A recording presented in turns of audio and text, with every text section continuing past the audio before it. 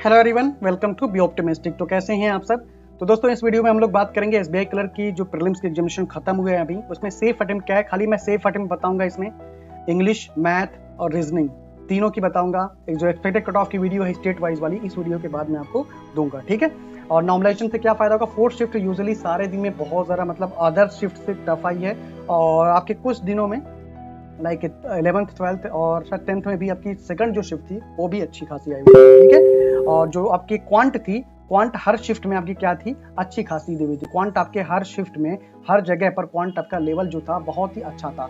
तो ये मत कहना कि मेरे शिफ्ट में बहुत टफ आ गया था, मेरे शिफ्ट में बहुत आसान था, तुम तो इस शिफ्ट का फेवर ले रहे हो। ऐसा कुछ नहीं भाई, मैं न्यूट्रल होके नॉर्मलाइज जो भी आपका है इसको मैंने एनालिसिस किया हुआ है और बस सेफ अटेम्प्ट इसी के बेसिस पे बताऊंगा, ठीक है। तो चलिए पहले देख लेते हैं हम लोगों का क्या है। इंग्लिश है, ठीक है। उसके बाद से क्या है, क्वांट है, क्वांट है।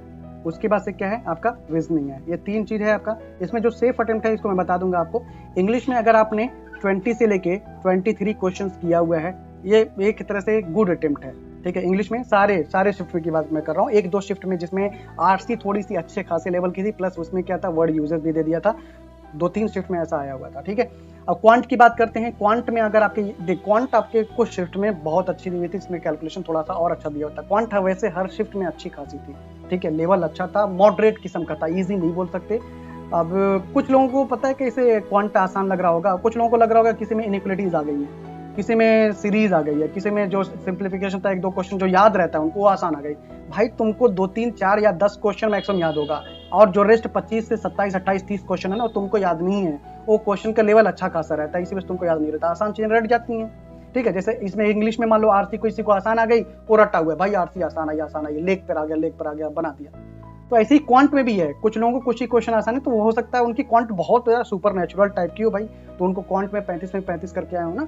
लेकिन मैक्सिमम शिफ्ट में क्या थी, क्वांट का लेवल अच्छा था, ठीक है। तो इसी वजह से क्वांट में जो आपके अटेम्प्ट थे यहाँ पर भी रिडक्शन देखने को मिलेगा। 18 से अगर आपने 21 क्वेश्चन तक अगर आपने क्वांट में किया हुआ है, लगभग मैक्सिमम शिफ्ट की मैं बात कर रहा हूँ, ये अटेम्प्ट अच्छे हैं आपके, ठीक है, गुड अटेम्प्ट है एक तरह से। और रीजनिंग जैसे देखो, इंग्लिश और क्वांट इन दोनों के कंपेयर में अगर आप रीजनिंग करोगे तो रीजनिंग क्या थी, लेवल क्या था आपका, आसान था, थोड़ा सा इजी कहेंगे इसे, इजी टू मॉडरेट। इसे मैं कहूंगा इजी टू मॉडरेट, इसे थोड़ा सा इजी टू मॉडरेट से 5% ज्यादा ही कह लो इंग्लिश को।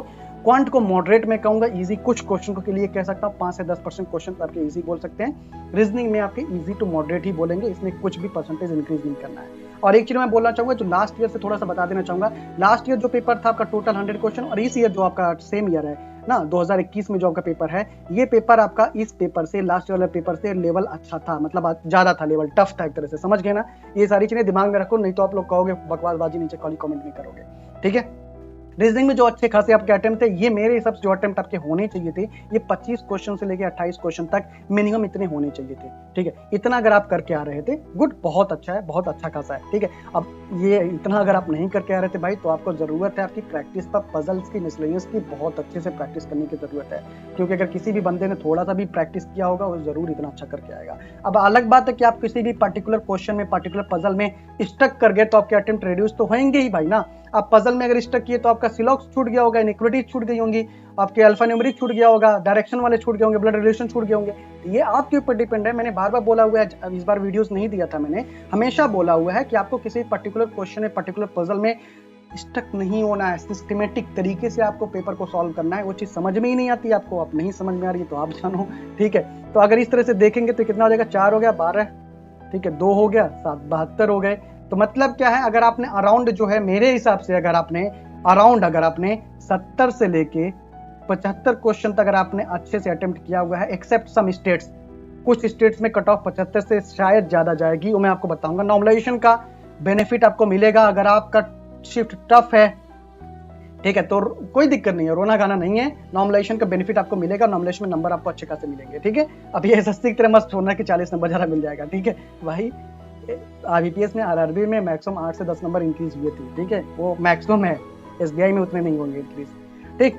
तो आपको नॉर्मलाइजेशन का फायदा मिलेगा, 3 से 4 या 5 से 6 नंबर भी इंक्रीज आपको देखने को मिलेगा अगर आपकी शिफ्ट बहुत टफ थी, ठीक है। तो परेशान मत होना। मैक्सिमम स्टेट के लिए ये जो है आपका सेफ अटेम्प्ट है, इतना अगर आपने एक्यूरेसी के साथ अटेम्प्ट किया हुआ है, गुड, बहुत अच्छा, आप अटेम्प्ट करिए। कुछ स्टेट्स में आपको जो एक्सपेक्टेड कट ऑफ वाली वीडियो बना दूंगा, उसमें बताऊंगा, उनमें 75 प्लस भी आपका होना चाहिए, तभी वो सेफ अटेम्प्ट में है, अदरवाइज नहीं है। ठीक है। अब एग्जांपल थोड़ा सा मैं यहाँ देना चाहूंगा, समझाना चाहूंगा। अगर आपने 70 क्वेश्चन किया हुआ है विथ 100% एक्यूरेसी, या 68 क्वेश्चन किया हुआ, या 67 क्वेश्चन, 67 क्वेश्चन किया हुआ विथ 100% एक्यूरेसी, सब सही है, और आपका शिफ्ट भी क्या है, यहाँ लिख रहा हूँ, शिफ्ट भी क्या है, टफ है, आपको नॉर्मलाइजेशन का नंबर मिलकर ये नंबर 75 76 भी हो सकता है, आपके आराम से क्लियर हो सकते हैं अगर आपको भरोसा अपने अटेम्प्ट पर है, इंग्लिश के अटेम्प्ट पर है। गुड। और कुछ लोगों का मैं समझाना चाहूंगा, बहुत लोगों का आपने देखा होगा 88, 98, 90, 92, 100, ये जो अटेम्प्ट वाले हैं इनके जो है आपके इंग्लिश में जो है भाई 30 में से 30 अटेम्प्ट है, और इनका इंग्लिश का जो ये एक्यूरेसी है या जो चीजें इन्होंने सही किया हुआ है ना, ये भगवान भरोसे है कि जो भी आ जाए भाई, 30 में से 30 भी आ जाएगा, माइनस में भी आ जाएगा, 1 नंबर ही आएगा, 10 नंबर भी आ सकता है, 15 भी आ सकता है। इनको पता ही नहीं कितने नंबर इनके इंग्लिश में आने वाले हैं। मैथ रीजनिंग मान लो इन्होंने किया है, तो मैथ रीजनिंग में अगर सिली मिस्टेक्स कर दिया तो वहां पर दिक्कत हो जाएगा। तो इनके अटेम्प्ट पे मत जाओ, ये आपके सेफ अटेम्प्ट नहीं है। सेफ अटेम्प्ट आपका है 70 से 75 तक मेरे मैक्सिमम शिफ्ट में ये सेफ अटेम्प्ट है, और मैक्सिमम स्टेट के लिए ये सेफ अटेम्प्ट है। कुछ स्टेट्स के आपके सेफ अटेम्प्ट 75 प्लस हैं, वो मैं आपको एक्सपेक्टेड कट ऑफ वाली वीडियो में बताऊंगा। होपफुली सारी बातें समझ में आ गई होंगी। और एक चीज और बोलूंगा, नॉर्मलाइजेशन का फिर से बोल रहा हूँ, नॉर्मलाइजेशन का बेनिफिट जरूर मिलेगा।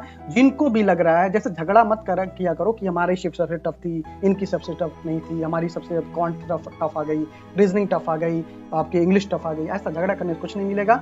आपकी शिफ्ट अगर आपको लगता है बहुत टफ थी, भाई मेरे मुबारक हो, आपको नॉर्मलाइजेशन में सबसे ज्यादा नंबर मिलेगा, गेन होगा, ठीक है। और किसी की शिफ्ट अगर आपको लग रही है बहुत आसान थी, तो उनके नॉर्मलाइजेशन नंबर घटेंगे भी, याद रखना। और एक चीज बोलना चाहूंगा, एक्यूरेसी से क्या लेना देना कुछ रहता है, नॉर्मलाइजेशन का कुछ भी लेना देना नहीं रहता है, याद रखिएगा। अगर आपने 70 क्वेश्चन किया, 70 में से 70 पूरे मिलेंगे, प्लस नॉर्मलाइजेशन के नंबर आपको इंक्रीज करके मिलते हैं। अब ये नहीं 70 किया तो 75 नंबर एक्यूरेसी की वजह से हो गए, नहीं, नॉर्मलाइजेशन की वजह से होते हैं। समझ में आया ये चीज?